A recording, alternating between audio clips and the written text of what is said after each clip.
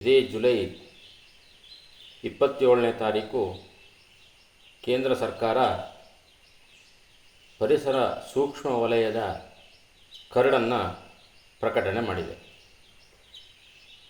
ಈ ಕರಡು ಪ್ರಕಟಣೆಯಲ್ಲಿ ಶೃಂಗೇರಿ ತಾಲೂಕಿನ 24 ಗ್ರಾಮಗಳು ಸೇರಿವೆ. ಬಹುಶಃ ಈಗಾಗಲೇ ಅರಣ್ಯ ಇಲಾಖೆಯ ಕಠಿಣ ಕಾನೂನಿನ ವ್ಯವಸ್ಥೆಯೊಳಗೆ ಹೈರಾಣಾಗಿರ್ತಕ್ಕಂಥ ಜನಗಳಿಗೆ ಇದು ಬದುಕಿನ ಮೇಲೆ ಮತ್ತೊಂದು ಬರೆಯನ್ನು ಎಳೆದಂಗಾಗಿದೆ. ಜನವರಿ 27, 2002ನೇ ಇಸವಿಯಲ್ಲಿ ಅಂದಿನ ಪ್ರಧಾನಿಯವರು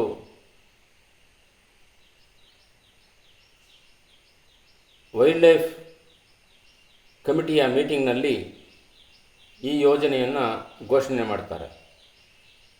ಅಂದಿನಿಂದ ಇಲ್ಲಿವರೆಗೆ 7 ಬಾರಿ ಈ ಕರಡನ್ನು ಕೇಂದ್ರ ಸರ್ಕಾರ ಪ್ರಕಟಣೆ ಮಾಡಿದೆ. ಸುಪ್ರೀಂ ಕೋರ್ಟಿನ ಸೂಚನೆ ರಾಷ್ಟ್ರೀಯ ಉದ್ಯಾನವನ ಹಾಗೆ ವೈಲ್ಡ್ ಲೈಫ್ ಸ್ಯಾಂಕ್ಚುರಿಗಳ ಸುತ್ತ ಇರತಕ್ಕಂತಹ 1 ರಿಂದ 5 ಕಿಲೋಮೀಟರ್ವರೆಗಿನ ವ್ಯಾಪ್ತಿಯನ್ನು ಪರಿಸರ ಸೂಕ್ಷ್ಮ ವಲಯ ಎಂದು ಘೋಷಣೆ ಮಾಡಲಿಕ್ಕೆ ಅವಕಾಶವನ್ನು ಕಲ್ಪಿಸಿದೆ. ಕೇಂದ್ರ ಸರ್ಕಾರ ಇದನ್ನು ಗಮನದಲ್ಲಿಟ್ಟುಕೊಂಡು ಕೇವಲ 1 ಕಿಲೋಮೀಟರ್ಗೆ ಇದನ್ನು ಸೀಮಿತ ಮಾಡಿ ಆದೇಶ ಮಾಡಬೇಕು. ಇಲ್ಲದೇ ಹೋದರೆ ಸುತ್ತಮುತ್ತ ಇರತಕ್ಕಂಥ ಜನಸಾಮಾನ್ಯರಿಗೆ, ರೈತರಿಗೆ ತುಂಬ ಮುಂದಿನ ದಿವಸಗಳಲ್ಲಿ ಅನಾನುಕೂಲ ಆಗ್ತಕ್ಕಂಥ ವಾತಾವರಣ ನಿರ್ಮಾಣ ಆಗ್ತದೆ. ಸದ್ಯಕ್ಕೆ ಯಾವುದೇ ತೊಂದರೆ ಇಲ್ಲ ಅಂತ ಅನಿಸಿದರೂ ಕೂಡ ಮುಂದಿನ ದಿನಗಳಲ್ಲಿ ಆ ಒಂದು ಕಾನೂನಿನಲ್ಲಿ ಇರ್ತಕ್ಕಂತಹ ಷರತ್ತುಗಳು ಇಲ್ಲಿಯ ಜನಗಳಿಗೆ ಖಂಡಿತವಾಗಲೂ ಮಾರಕ ಆಗ್ತದೆ, ಬದುಕ ದುಸ್ತರ ಆಗ್ತದೆ. ಯಾಕೆ ಅಂತ ಹೇಳಿದರೆ ಆ ಪ್ರದೇಶದಲ್ಲಿ ಮನೆಯನ್ನು ಕಟ್ಟುವ ಹಾಗೆ ಇರುವುದಿಲ್ಲ. ಒಂದು ವೇಳೆ ಕಟ್ಟುವುದಾದರೂ ಕೂಡ ಅರಣ್ಯ ಇಲಾಖೆಯ ಅನುಮತಿಯನ್ನು ಪಡೆಯಬೇಕು. ಅರಣ್ಯ ಇಲಾಖೆಯವರ ಅನುಮತಿಯನ್ನು ಕೊಡುವುದಿಲ್ಲ. ರಸ್ತೆ ಅಗಲೀಕರಣ ಮಾಡಬೇಕು, ಅಭಿವೃದ್ಧಿ ಕೆಲಸ ಮಾಡಬೇಕು ಅಂದರೆ ಅದಕ್ಕೆ ತಡೆ ಇದೆ. ಕೇವಲ ಕೃಷಿ ಮಾಡ್ತಕ್ಕಂಥ ಸಂದರ್ಭದಲ್ಲಿ ರಾಸಾಯನಿಕಗಳನ್ನು ಬಳಸುವ ಅಂತಿಲ್ಲ. ಹಾಗೆ ಇನ್ನು ಹಲವಾರು ಷರತ್ತುಗಳು ಅದರಲ್ಲಿದೆ. ಇವೆಲ್ಲವನ್ನು ಪಾಲನೆ ಮಾಡಲಿಕ್ಕೆ ಸಾಧ್ಯ ಇದೆಯೇ? ಜನಗಳಿಗೆ ಇದರಿಂದ ಮುಂದಿನ ದಿವಸಗಳಲ್ಲಿ ಎಷ್ಟೊಂದು ಅನಾನುಕೂಲಗಳಾಗ್ತವೆ. ಇವೆಲ್ಲದನ್ನು ಗಮನದಲ್ಲಿಟ್ಕೊಳ್ಬೇಕು. ಈಗಾಗಲೇ ಇರ್ತಕ್ಕಂತಹ ಅರಣ್ಯ ಕಾಯ್ದೆಗಳು ಪರಿಸರ ಉಳಿಸುವ ನಿಟ್ಟಿನಲ್ಲಿ ಸಾಕಷ್ಟು ಅನುಕೂಲಕರವಾಗಿದ್ದಾವೆ. ಪ್ರಾಣಿಗಳ ಸ್ವಚ್ಛಂದ ಚಲನವಲನಕ್ಕಿರ್ಬೋದು ಅಥವಾ ಕಾಡಿನ ಬೆಳವಣಿಗೆಗೆ ಈಗಿನ ಅರಣ್ಯ ಕಾಯ್ದೆ ಸಾಕಷ್ಟು ಸಹಕಾರಿಯಾಗಿದೆ. ಈ ಕಾನೂನೇ ಇವತ್ತು ಮಲೆನಾಡಿಗರ ಬದುಕನ್ನು ಕಿತ್ತುಕೊಳ್ತಾ ಇದೆ.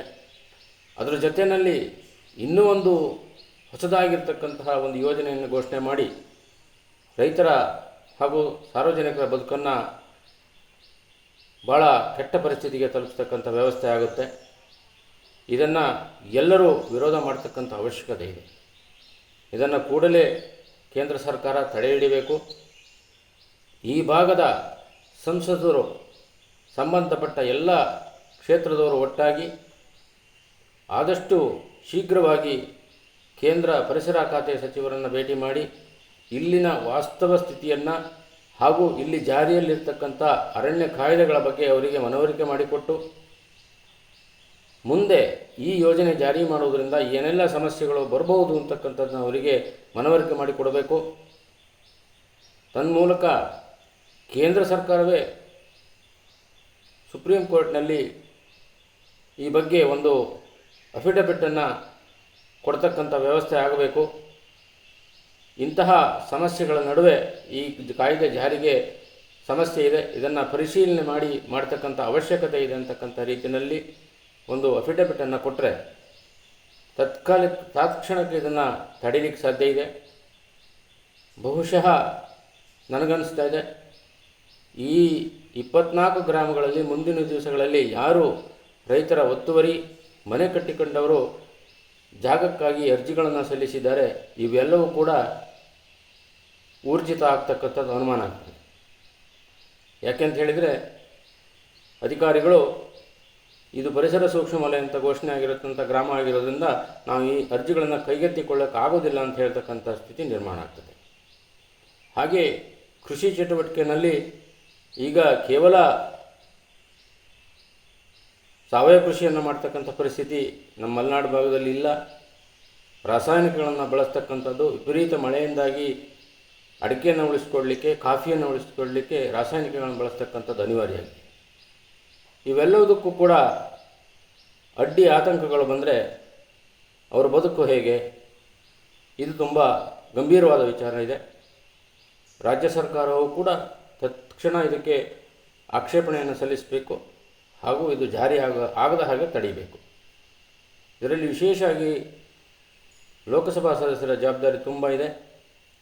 ಕೇಂದ್ರದ ಮುಂದೆ ಸರಿಯಾದ ರೀತಿಯಲ್ಲಿ ಇದನ್ನು ವಾದ ಮಾಡಬೇಕು ಹಾಗೂ ಅವರಿಗೆ ಮನವರಿಕೆ ಮಾಡಿ ಇದನ್ನು ತತ್ಕ್ಷಣ ತಡೆ ಹಿಡಿಯಲಿಕ್ಕೆ ಎಲ್ಲ ರೀತಿಯಿಂದ ಒತ್ತಡ ಹಾಕಬೇಕಾದಂಥ ಅನಿವಾರ್ಯತೆ ಇದೆ.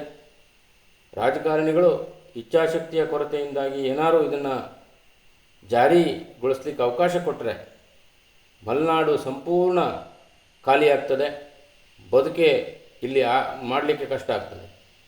ಇಂತಹ ಗಂಭೀರ ಸ್ಥಿತಿಗಳನ್ನು ನಾವು ಯೋಚನೆ ಮಾಡಬೇಕಾಗಿದೆ. ನಮ್ಮ ಮಲೆನಾಡು ನಾಗರಿಕ ಹಕ್ಕುಗಳ ಹೋರಾಟ ಸಮಿತಿ ಇದನ್ನು ಪ್ರಬಲವಾಗಿ ಖಂಡನೆ ಮಾಡ್ತದೆ. ಯಾವುದೇ ಸರ್ಕಾರಗಳು ಇದರಲ್ಲಿ ಉದಾಸೀನತೆಯನ್ನು ತೋರಿಸಿದೆ ರೈತರು ಹಾಗೂ ಸಾರ್ವಜನಿಕರ ಸಮಸ್ಯೆಗಳಿಗೆ ಸ್ಪಂದನೆ ಮಾಡಬೇಕು.